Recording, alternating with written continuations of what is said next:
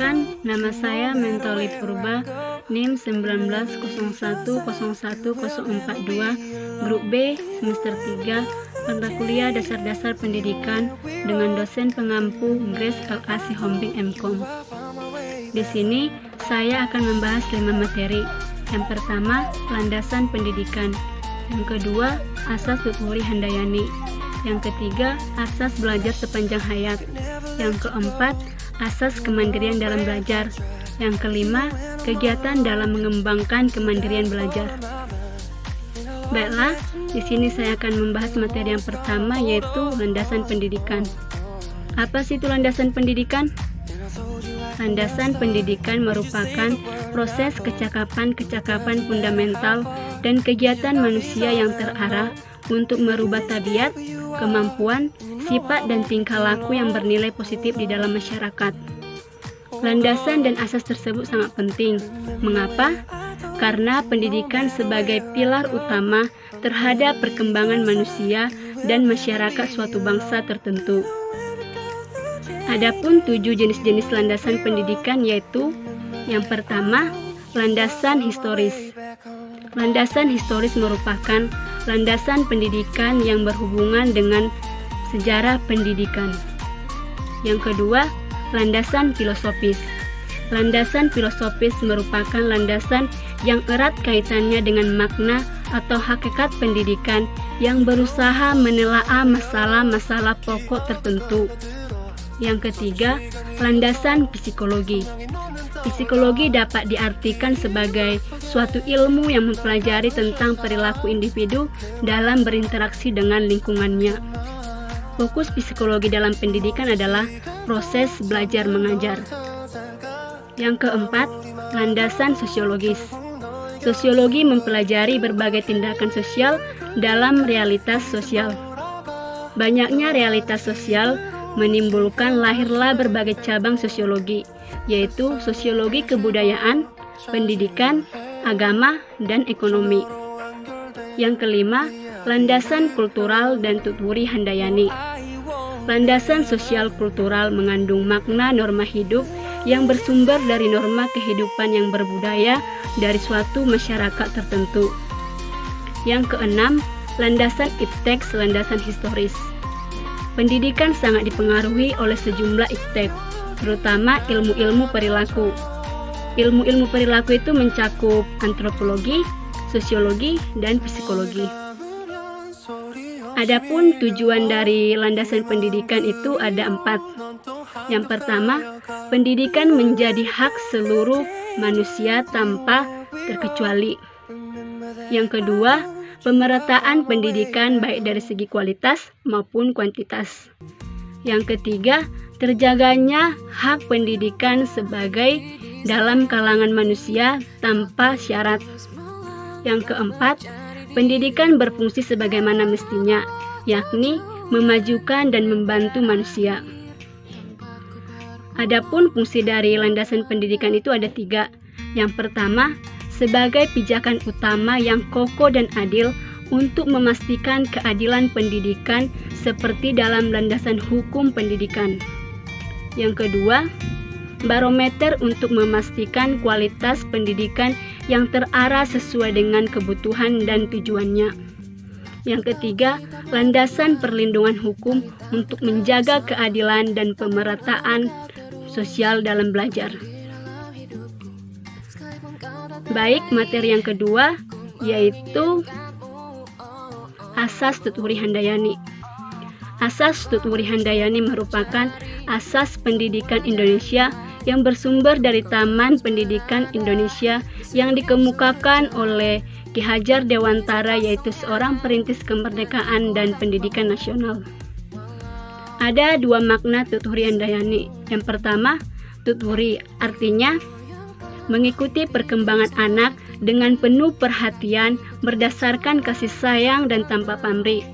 Yang kedua, Handayani artinya mempengaruhi dalam arti merangsang, memupuk, membimbing, dan menggairahkan anak agar sang anak dapat membentuk pribadi masing-masing melalui disiplin pribadi. Tuturi Handayani kemudian dikembangkan oleh Dr. Randus Susrokartono dengan menambahkan 2 semboyan, yaitu Ingarso Suntulodo dan Imadia Mangunkarso. Kini, ketiga semboyan tersebut telah menyatu menjadi kesatuan asas, yaitu Ingarso Suntulodo, Imadia Mangunkarso, dan Tuturi Handayani. Ada sebuah lagu sederhana untuk kita mudah mengingat ketiga semboyan tersebut. Lagunya seperti ini. Ingatlah, ingatlah, ingatlah, ingatlah semboyan kita. Ingarso Suntulodo, Imadia Mangunkarso, Tuturi Handayani. Ingatlah, ingatlah, ingatlah, ingatlah semboyan kita. Ingarso Suntulodo, Imadia Mangunkarso, Tuturi Handayani.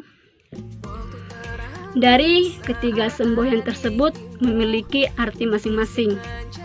Ingarso Suntulodo artinya jika di depan menjadi contoh atau teladan. Yang kedua, Imadia Mangunkarso artinya jika di tengah-tengah membangkitkan semangat atau motivasi. Yang ketiga, Tuturi Handayani artinya jika di belakang mengikuti dengan awas. Baiklah, materi yang ketiga saya akan membahas asas belajar sepanjang hayat. Asas belajar sepanjang hayat itu merupakan pendidikan seumur hidup. Pendidikan seumur hidup itu harus meliputi, yang pertama, meliputi seluruh hidup setiap individu. Yang kedua, mengarahkan ke pembentukan, pembaharuan untuk meningkatkan kondisi dan tujuan hidupnya. Yang ketiga, tujuan akhirnya adalah mengembangkan penyadaran diri setiap individu. Yang keempat, meningkatkan kemampuan dan motivasi untuk belajar mandiri. Yang kelima, mengakui semua kontribusi dari pendidikan, baik dari informal maupun formal. Dalam latar pendidikan seumur hidup, dalam proses belajar mengajar seharusnya mengemban sekurang-kurangnya 2 misi. Yang pertama, memberikan pembelajaran kepada peserta didik secara efisien dan efektif. Yang kedua, membantu meningkatkan kemauan dan kemandirian belajar sebagai dasar dalam belajar sepanjang hayat. Baiklah, saya akan membahas materi yang keempat, asas kemandirian dalam belajar. Asas Tuturi Handayani dan asas belajar sepanjang hayat secara langsung sangat erat berkaitan dengan asas kemandirian dalam belajar.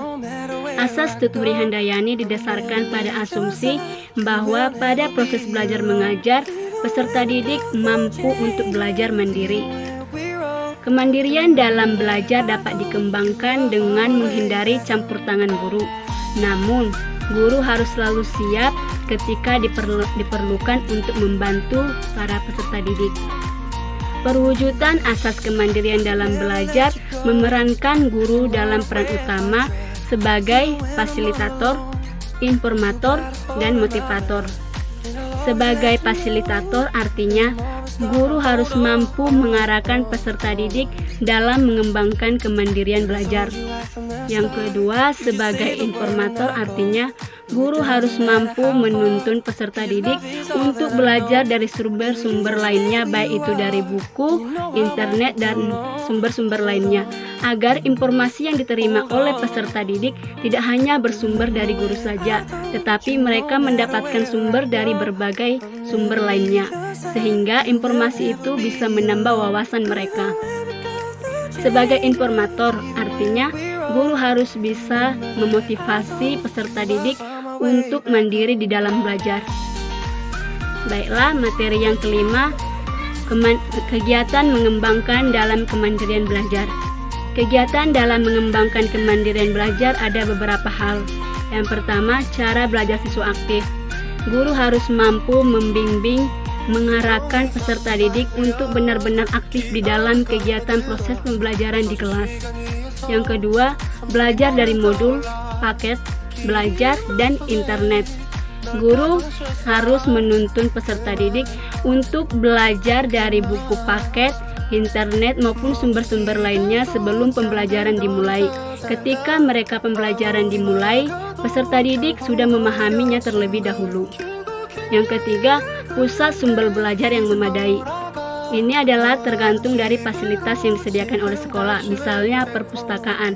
Ketika fasilitas sekolah perpustakaannya menyediakan berbagai sumber, banyak sumber buku, peserta didik bisa belajar dengan mandiri di dalam perpustakaan untuk menambah wawasan mereka. Yang keempat, membentuk diskusi kelompok. Seorang guru harus bisa membentuk diskusi di dalam kelas agar peserta didik bisa berpendapat satu sama lain dan menerima pendapat dari anggota lain, dan yang tidak paham di dalam materi itu bisa benar-benar paham dalam diskusi tersebut. Demikianlah materi yang bisa dapat saya sampaikan. Semoga bisa menambah wawasan kita semua. Sekian dan terima kasih. Shalom.